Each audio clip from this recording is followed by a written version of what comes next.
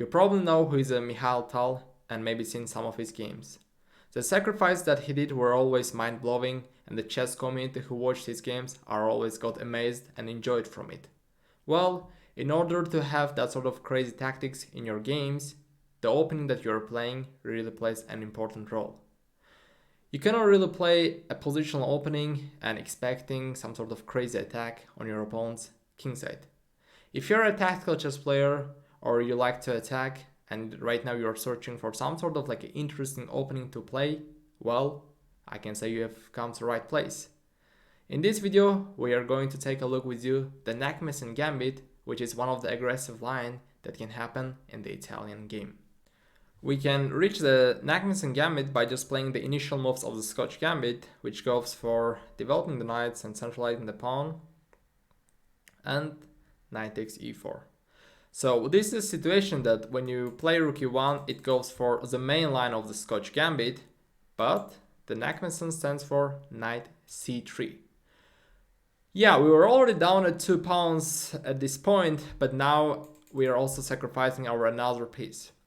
And I would say these sacrifices are really worth to do it, because in exchange you are going to get a quick development, and the most important thing, a devastating attack on the black's king. And once we go here knight c3, black can take our knight in the two ways, so basically they can exchange or taking the knight with the pawn. First, we're gonna consider d takes c3 variation, because I think this is the most people will play here, just taking your knight for free. And after d takes c3, if you're ready, the crazy things will start to happen. Another sacrifice, bishop f7, check. And that's why at the beginning I mentioned Michal Tal, because he did unbelievably a lot of sacrifices in his games. Bishop f7 check, king takes f7. Well, this is a sacrifice, kind of, we'll get back our piece, because here you can see we are double attacking. And once we give here queen d5 check, black has two options. The logical one, definitely just putting the king to e8, or the king f6, which is the best move according to engine, but I would say this is a very rare case that you will usually centralize your king in the beginning of the game. Well, I mean, during the entire game. Let's first take a look with the king e8, because I think this most people will play here, just putting the king back to safety.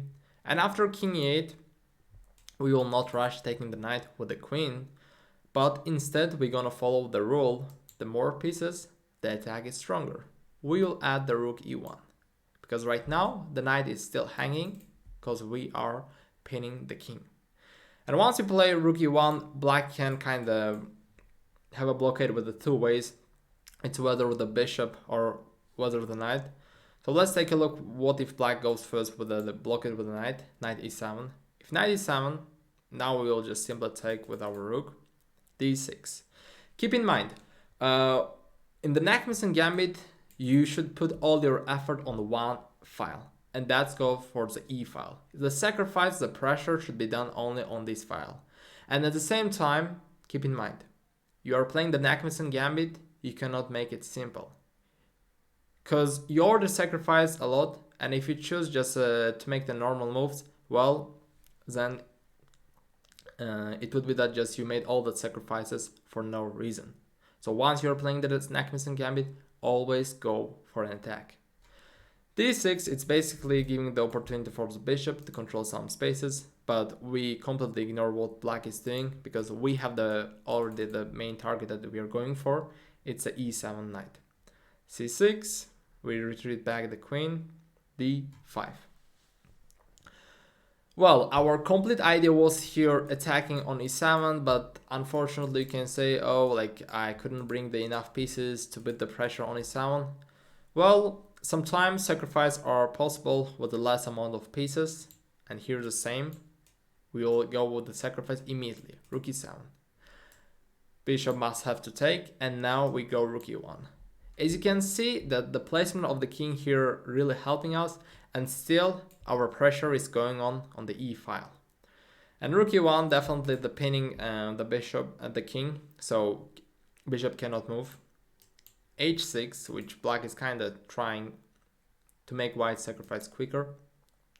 We go for another rook e7 check. So, and in this situation, black should definitely take our rook. He cannot go for like king f8 move and thinking that he's kind of up in material, but actually he's completely losing because now we have a queen c3.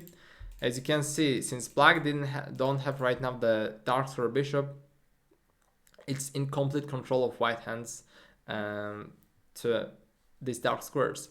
So queen c3, we are putting the pressure on g7, takes, and we are having the mate on g7. So that's why in this situation black should just accept taking our rook. We take back, king e7 and queen c3.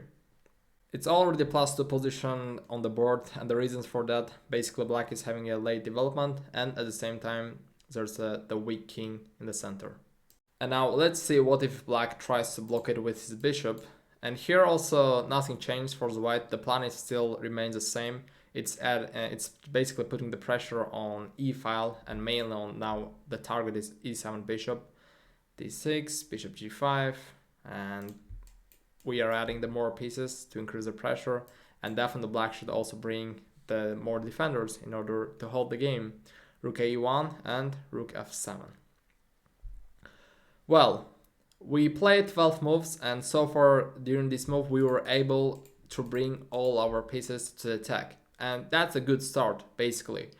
But once you bring the pieces to attack, keep in mind you cannot delay many things. You need to go for the breakthrough immediately. Otherwise, your opponent can always bring another defenders and it could be late. Our plan was to put the pressure on e7. We did that and it's time for breakthrough. We go for taking it. Rook takes e7 and we go for the rook e7, knight e7, queen g8 check. So our queen g8 check is basically working out because king got pinned, so knight cannot take. King d7. And we go for another sacrifice, knight e5. And in this situation for black, it's forcing to take our knight, otherwise it's gonna be checkmate. D takes e5, rook d1. Since only the king was defending the queen, now we are just winning it. King c6. Well, we can take the queen now, or we can just delay the taking the queen by first king the check and then taking it. Well, this is already losing position for black, and probably at this moment your opponent shows the respect and resigns.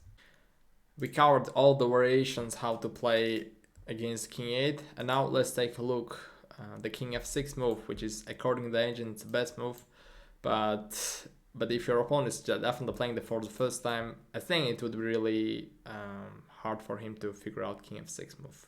But anyways, let's see how we need to play against it.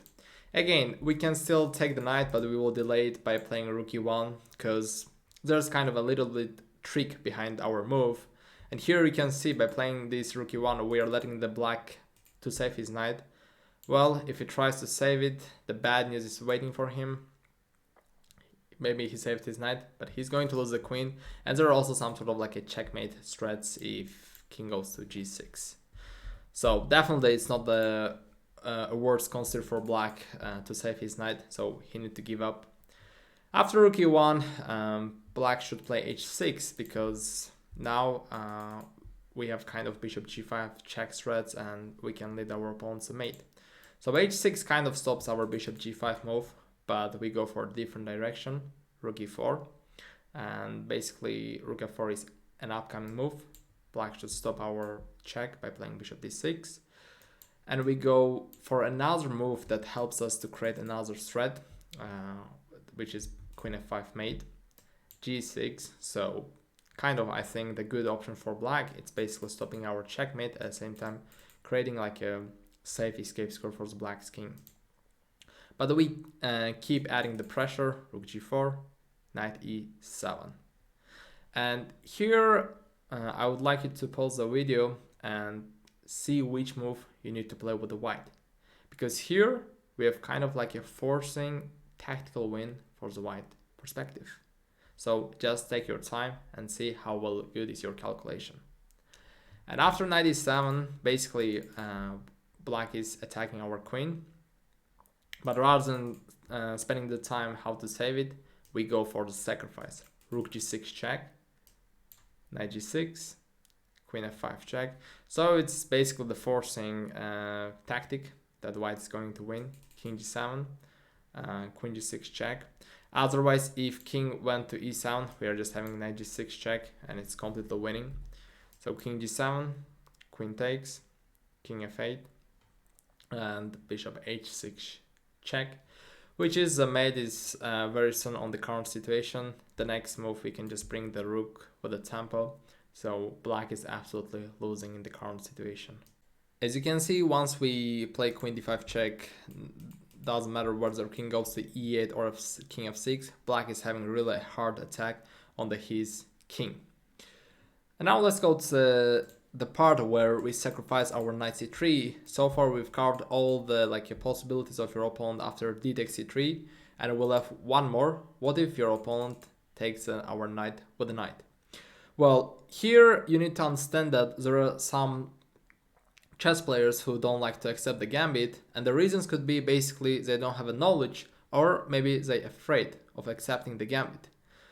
And here knight takes c3, it's kind of exchanging of the knights, b takes c3, and black need to play bishop e7, otherwise winning the pawn would be a terrible option for black, because we have just simple fork on f7, which is unstoppable. Maybe white can delay it for one move, but still, the threat is still a threat. So b takes c3, bishop e7, we take the pawn, we attack the knight, and then bishop d3, d6. Since knight is misplaced in the corner, we go bishop d2, b6, we exchange the bishop for knight, and rook b1. Well, here I would consider this position as a playable, and in order to reach this situation on the board, both of the sides need to play correctly these 12 moves. Well, maybe you are with the white and you will make this all the correct options, but there is no kind of guarantee that your opponent also plays these moves correctly. But even though it happens, you can see it's still playable position for both of the sides, and the rest of the game it basically depends on how well you do in the middle game part. And now you've got the sharpest, aggressive. I mean, we can give it 100 names to this gambit, but the most important thing is that you got the opening which suits your style. All you left right now to review these variations a few more times and make it happen.